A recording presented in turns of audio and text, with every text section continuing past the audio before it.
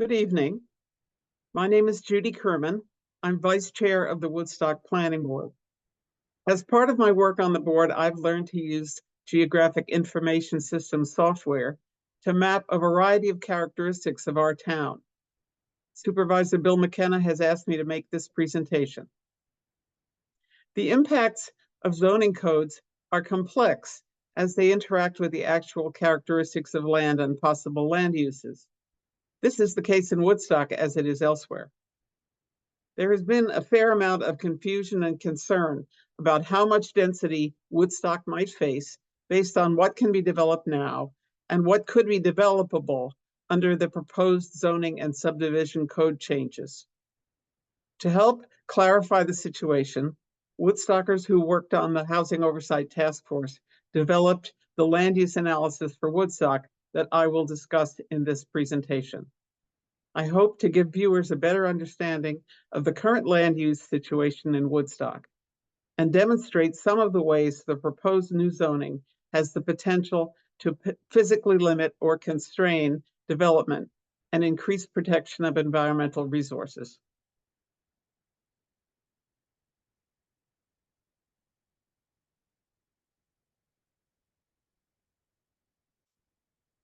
In this presentation, I will be showing a variety of maps I created in ArcPro, the standard geographic information system software used by Ulster County, New York State, and most professional land use organizations.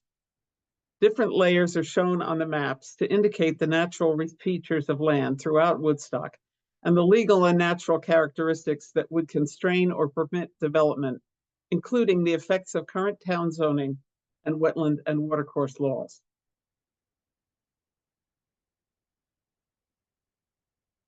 Sources of data for this presentation include the Hudsonia Environmental Study, the Natural Resources Inventory, Woodstock's Wetlands and Watercourse Buffer Law and Map, the National Wetlands Inventory, New York Department Environmental of Conservation, Ulster County Tax Parcel Map as of January 2024, the Woodstock Scenic Overlay Law, the Woodstock Tax Assessor, and the U.S. Geological Survey.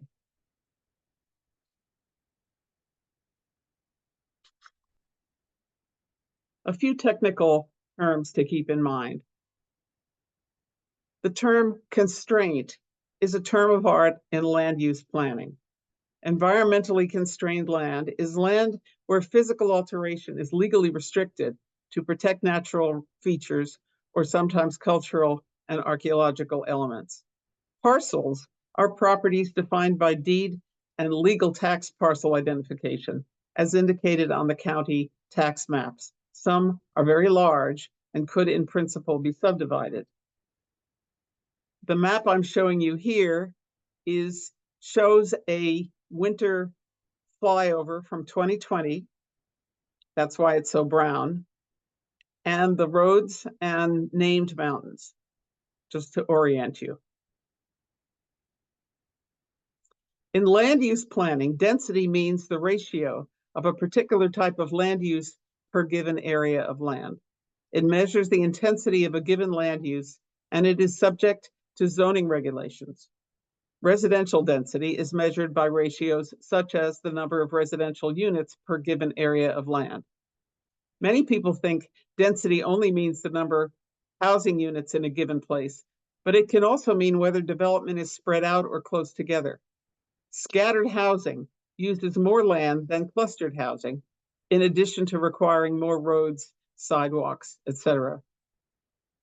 The maps I'm going to show you in a few minutes identify characteristics of the land that under current or proposed zoning would constrain development. The various features are listed in a color-coded legend on each map. The maps will be available on the town website so that you can zoom in and see them in detail. Constraints under town or state law already prohibit building in wetlands, watercourses, their legally defined buffers, and on steep slopes over 35%, with minor exceptions in wetlands buffers, which require a wetlands and watercourse permit. Slopes steeper than 25% 1 foot rise per 4 feet horizontal, are identified in the maps you're going to see in red. This is the more severe limitation recommended in the proposed zoning, instead of the current less restrictive limit of 35%. Wetlands and watercourses and their buffers are shown on the maps in blue and in hatch-marked areas. First, I'd like to briefly discuss a few important elements of the proposed zoning that would help to limit development and which the maps will help to illustrate.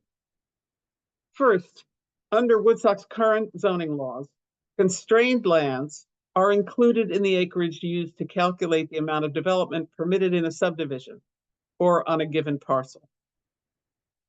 A significant and important new tool in the proposed code is the use of net buildable acreage.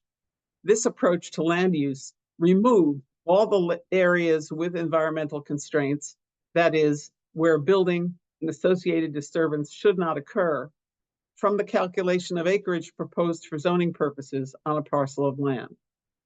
The net buildable acreage, that is, the maximum number of potentially permissible dwelling units based on zoning, would be calculated from the remaining area of a parcel after the acreage subject to constraints has been subtracted.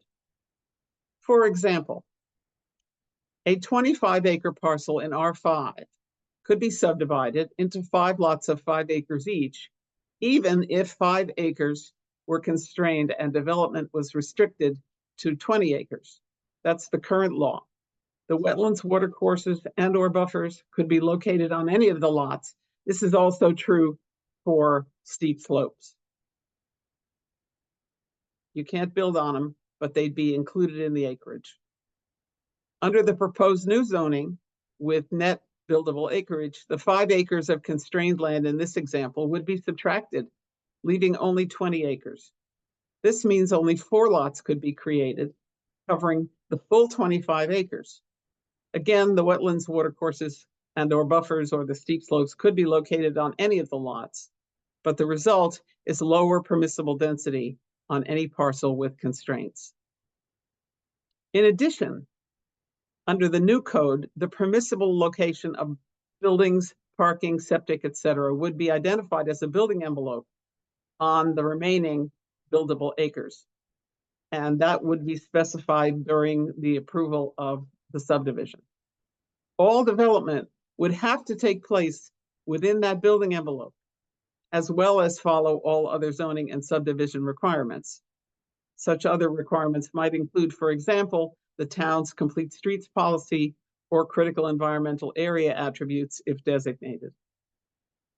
Lands in the scenic overlay district already have a higher level of regulation than other zones in town. Similarly, lands in R8 requiring lots of 8 acres or more are defined in both current and proposed codes as especially environmentally sensitive. Multifamily structures are currently prohibited on R8, but they are permitted in the R5 areas of the scenic overlay if they meet the scenic overlay requirements. The proposed code would prohibit multifamily buildings in the scenic overlay. Now I'd like to show and discuss the maps. These maps, as I said, will be available as PDFs on the town website so that you'd be able to zoom in on the details.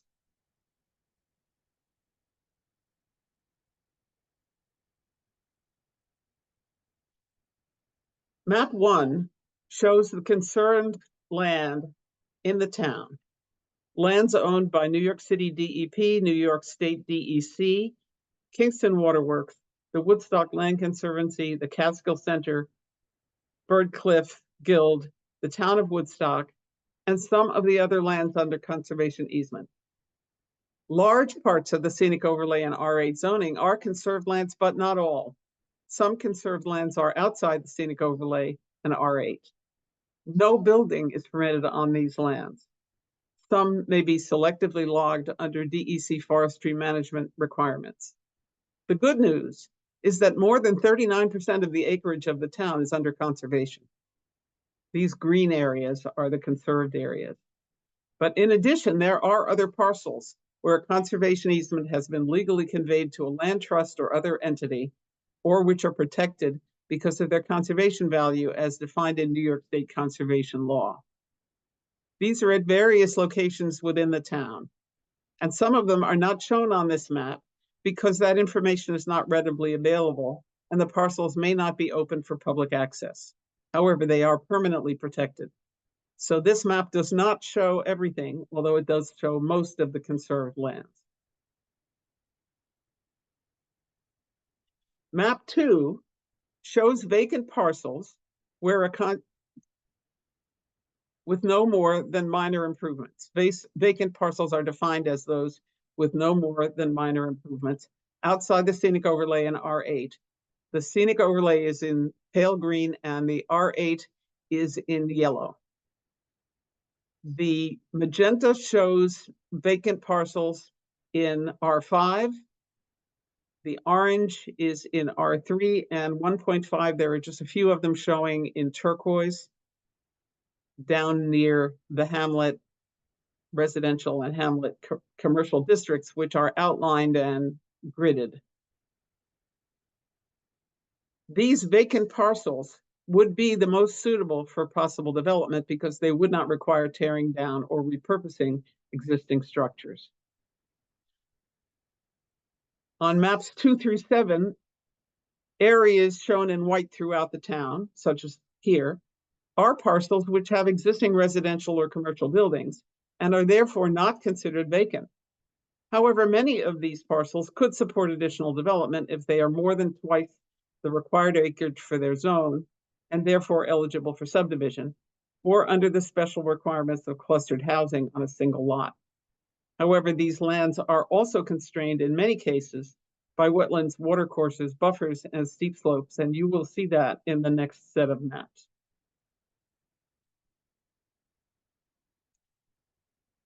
This is map 3, showing the vacant parcels again, the same colors as in the previous, as well as the rest of the town outside scenic overlay in R8, overlaid with steep slopes greater than 25%. That is 1 foot of rise to 4 horizontal feet.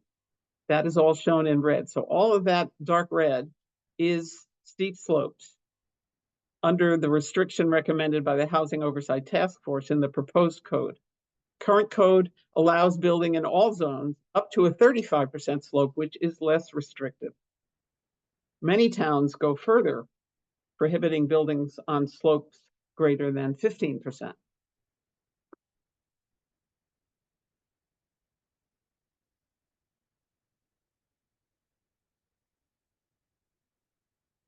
Map 4 shows the vacant parcels again, as well as the rest of the town outside scenic overlay in R8, overlaid with wetlands, watercourses, and their legally mandated buffers, which range from 30 to 100 feet.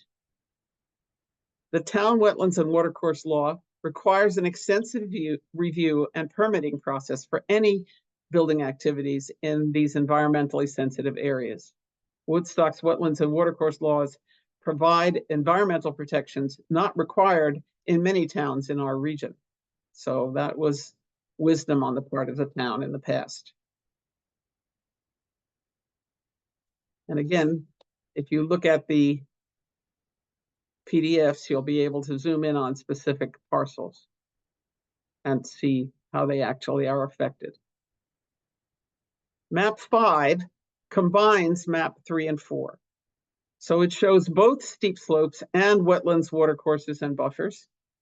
As you can see, many vacant parcels, it's a little hard to see at this scale, many vacant parcels are constrained, and the use of net buildable acreage would decrease the amount of development on them, sometimes significantly. I will show examples of a few specific parcels later in this presentation.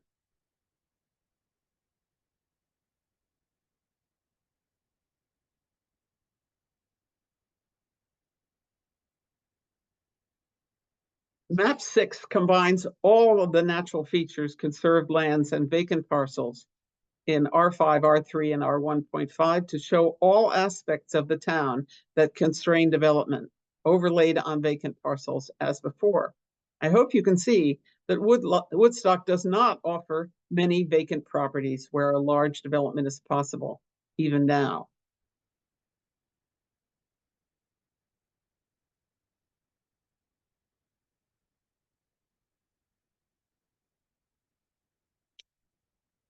This is the detail of the hamlet area, including water and sewer lines. Water lines in dark blue, sewer lines in red. There are some vacant parcels, the orange ones, and a few turquoise, although they're a little hard to see in this view,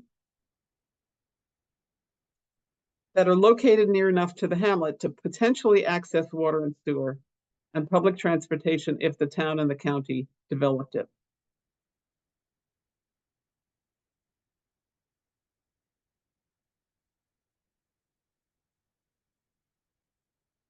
This is a map of 4 parcels belonging to the New York City Department of Environmental Protection, showing how they would be constrained if they were available for development, which they are not. We got permission to use them as an example, but they are all permanently conserved. The example I'd like you to particularly look at is DEP 2 on the upper right. You can see that it is heavily constrained by wetlands, watercourses, buffers, and steep slopes. But all of these lands have significant constraints. And if they were developable and they were under net buildable acreage, the number of units possible would be significantly less, particularly on number 2 and number 3.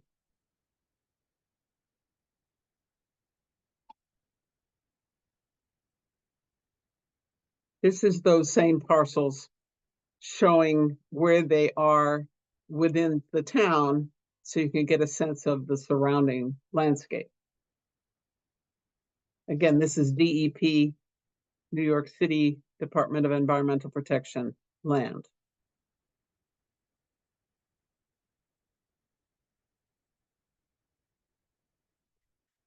Now that you have, so to speak, the lay of the land, I'd like to discuss very briefly what can be built. Under the current code, multifamily structures, that's anything 3 units or larger, are permitted in all zoning districts with a special use permit except R8, where they are not permitted at all. Multifamily structures are allowed at different densities depending on whether they are in an area served by water and sewer or not. In the current zoning, there is no specific upper limit to the total number of units allowed on a parcel. That is determined by the size of the parcel. So a very large parcel could have many more units in the current zoning than will be permissible in the proposed zoning. The proposed code also limits a multifamily building to no more than 8 units per building for a 2-story structure. This limit does not exist in the current code. Currently, multifamily units are also allowed wherever the town approves a planned residential district. These are allowed in R5, R3, R1.5, and hamlet residential, and only need 2 acres to be established. 40% of all units in a PRD must be affordable. Senior housing in a PRD may be allowed at 14 units per acre, and other family housing is allowed at 10 units per acre. Lot area may be as small as 1/10 of an acre. A PRD, that is planned residential district, located where water and sewer is available, may have a total of 80 units. The limit is 20 units in areas without water and sewer. Under the new code, as under the existing code, duplexes and accessory dwelling units would continue to be permitted everywhere, subject to bulk and area and environmental constraints. However, multifamily structures, that is, triplex or 3-unit, quadplex, and buildings containing 5 to 8 units, in the new code would be restricted by net area calculation and prohibited in scenic overlay in R8. Buildings larger than 8 units would be prohibited everywhere. I hope this presentation has been useful. Follow-up questions can be sent to Supervisor Bill McKenna or Melissa Gray, the Administrative Assistant to the Planning Board. Thank you for your time and attention. Good night.